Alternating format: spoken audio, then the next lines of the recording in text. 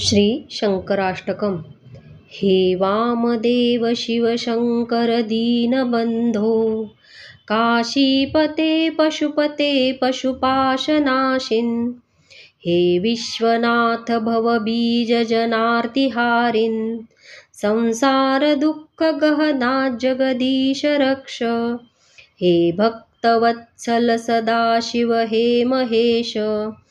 हे विश्वतात जगदाश्रय हे पुरारे,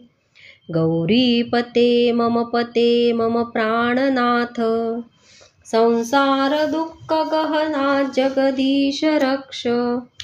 हे दुःख भंजक विभो गिरिजेश शूलिन्, हे वेदशास्त्र विनिवेद्य जनैक बंधो, हे व्योमकेश भुवनेश जगद्विशिष्ट, संसार दुःख गहना जगदीश रक्ष, हे धुर्जटे गिरीश हे गिरिजार्ध देह, हे सर्वभूत जनक प्रमथेश देव, हे सर्वदेव परिपूजित पादपद्म,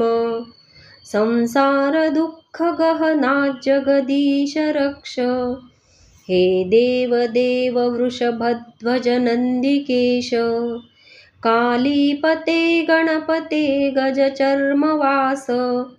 हे पार्वतीश परमेश्वर रक्ष शंभो, संसार दुःख गहना जगदीश रक्ष, हे वीरभद्र भव वैद्य पिनाकपाने, हे नीलकंठ मदनांत शिवाकलत्र,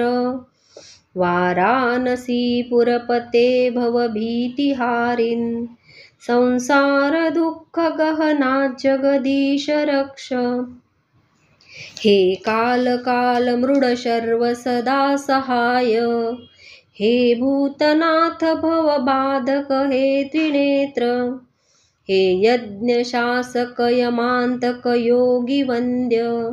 संसार दुःख गहना जगदीश रक्ष, हे वेद वेद्य शशिशेखर हे दयालो, हे सर्वभूत प्रतिपालक शूलपाणे, हे चंद्र सूर्य शिखी नेत्र चिदेक रूप, संसार दुःख गहना जगदीश रक्ष। श्री शंकराष्टकमिदं योगानंदेन निर्मितं, सायं प्रातः पठेन्नित्यं सर्वपापविनाशकम् इति श्री योगानंद तीर्थ विरचितं श्री शंकराष्टकं संपूर्णम्।